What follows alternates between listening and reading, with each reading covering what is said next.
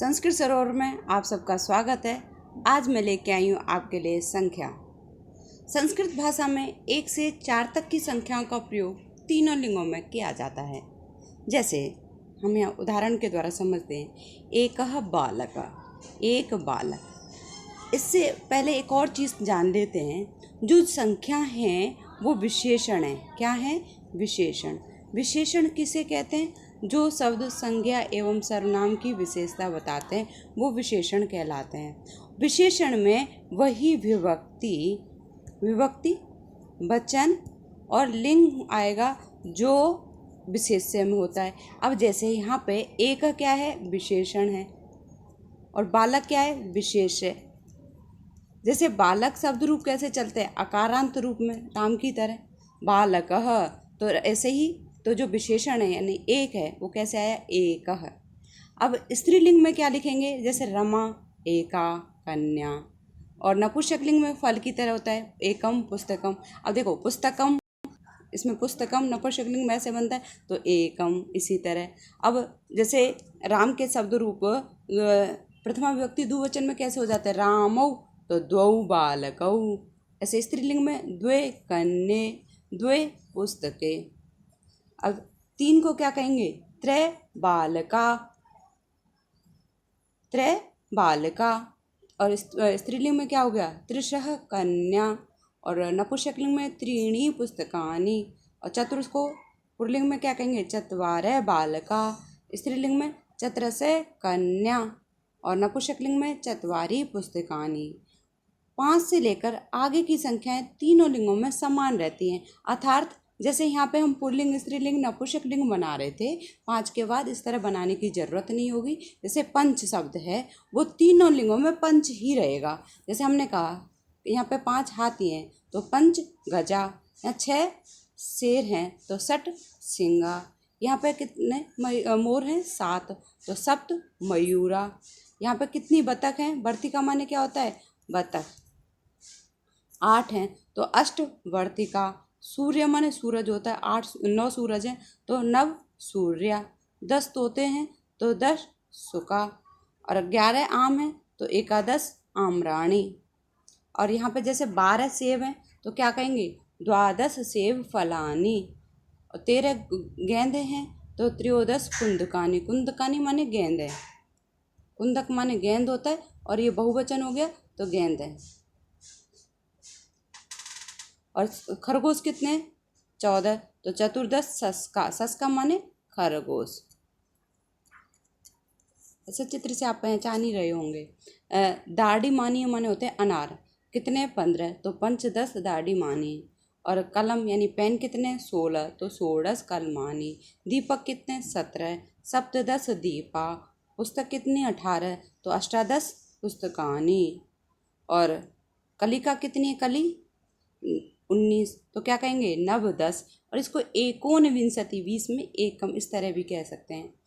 फूल कितने? 20, तो विंशति पुष्पाणि। तो ये हमारी गिनतियाँ हैं। इनको और अभी विस्तार से हम समझ लेते हैं। जो संख्यावाची शब्द होते हैं वो विशेषण में होते हैं, जैसे अभी मैंने बताया था कि किस तरह वो विशेषण में होता है। तो विशेष्य में जो विभक्ति आती है वही विशेषण में आती है।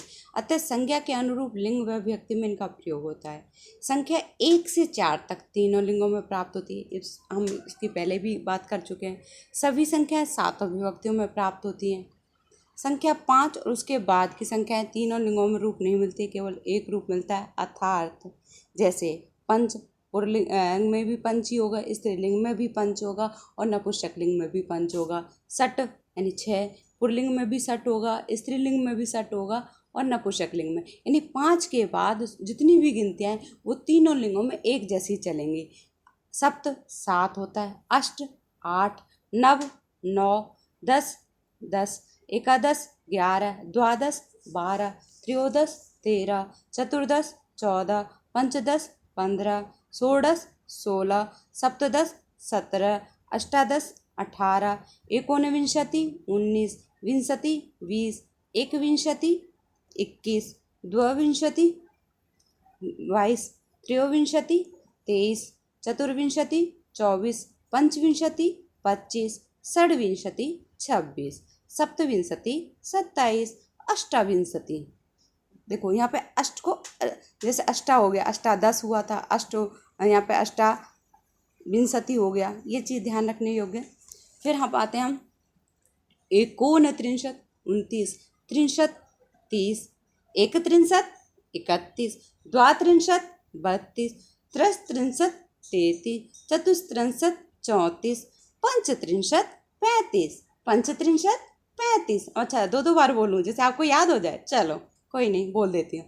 षट्त्रिंशत् 36, षट्त्रिंशत् 36, सप्तत्रिंशत् 37, अष्टत्रिंशत् 38, एकोनचत्वारिंशत् 39। वही एकोनचत्वारिंशत् का मतलब क्या हुआ, 40 में 1 कम, और चत्वारिंशत् 40, एकचत्वारिंशत् 41, द्वाचत्वारिंशत् 42, त्रयचत्वारिंशत् 43, चतुश्चत्वारिंशत् 44, पंचचत्वारिंशत् 45, षट्चत्वारिंशत् 46, सप्तचत्वारिंशत् 47, अष्टचत्वारिंशत् 48। देखो अष्टा, हाँ, यहाँ पे भी अष्टा आया था, ऐसे ही यहाँ पे भी अष्टा 10 आया था, हाँ, और ऐसे ही अष्टाविंशति आया था, ये ध्यान रखें। एकोनपंचाशत् 49, तो यानी 50 में 1 कम, पंचाशत् 50, एकापंचाशत् 51, द्वापंचाशत् 52, त्रयपंचाशत् 53, चतुर्पंचाशत् 54, पंचपंचाशत् 55, षट पंचाशत्।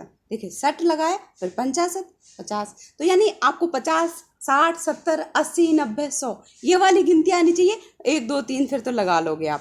ऐसे ही षट पंचाशत् 56, सप्त पंचाशत् 57, अष्ट पंचाशत् 58, एकोनषष्टि 59, यानी 60 में 1 कम, षष्टि 1, एकषष्टि 61, द्वाषष्टि 62, त्रयषष्टि 63, चतुषष्टि 64, पंचषष्टि 65, षट्षष्टि 66, सप्तषष्टि 67, अष्टषष्टि 68, एकोनसप्तति 69, 1 कम किसमें, 70 में, तो 70 में 1 कम क्या हो गया, एकोनसप्तति।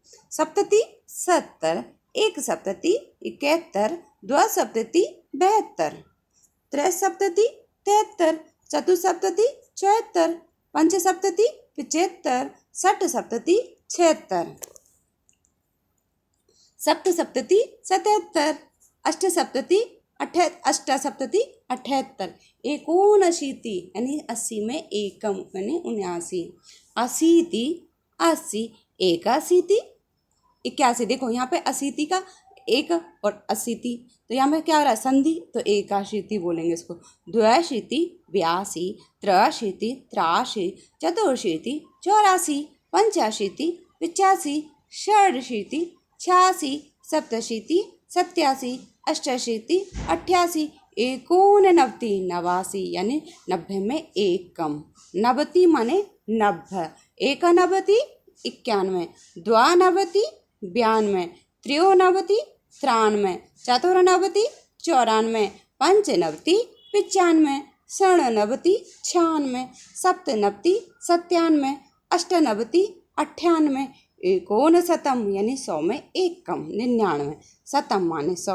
और अब एक और विशेष बात, आपको संख्याएं समझ में आ गई होंगी, 1-2 बार पढ़ोगे तो और अच्छे से समझ में आ जाएंगी। आप 1-2 बार इस वीडियो को देखो ध्यान से, बहुत अच्छे से समझ में आएंगी। अब जो हमारी संख्याएं 1 से 5 से लेकर 19 तक की सभी संख्याएं नपुंसक लिंग में चल रही हैं। 1 से 4 तक तो तीनों लिंगों में चल रही हैं, और 5 से 19 तक किस में चल रही हैं, नपुंसक लिंग में। और 19 के बाद यानी 20 से लेकर 99 तक की संख्या किस में चल रही हैं, कहाँ से लेकर, 20 से लेकर कहाँ तक, 99, 59 तक। ये सब किस में आ रही हैं, स्त्रीलिंग में लिखी जाती हैं। किस में, स्त्रीलिंग में लिखी जाएंगी, स्त्रीलिंग के नाम से जानी जाएंगी। कहाँ से, 20 से लेकर 99 तक। तो 5 से लेकर 19 तक तो है नपुंसक लिंग में, किसमें, नपुंसक लिंग में। और 20 से लेकर 19 तक किसमें, 99 तक स्त्रीलिंग में। और शतम जो है वो भी किस में आएगा, नपुंसक लिंग का साथी है ये। तो इस तरह आपको याद रहेगा। और यहाँ पे आप एक बार, जैसे मैंने कहा था ना, आपको बाद वाली संख्याएं याद होनी चाहिए, जैसे त्रिंशत, चत्वारिशत, पंचाशत, षष्टि, सप्तति, अशीति, नवति, शतम है। शतम माने 100, सहस्त्रम लक्ष माने लाख, कोटि माने करोड़ है। यहाँ पे ये लिख देती हूँ। लक्ष माने क्या होता है? लाख, यानी जब हमें लाख की गिनती करनी है तो ये हो जाएगा, हाँ। और कोटि माने होता है करोड़। तो इस तरह आप ये सब करते जाओगे और आपको सारी संख्याएं याद हो जाएंगी। और आप सबको धन्यवाद।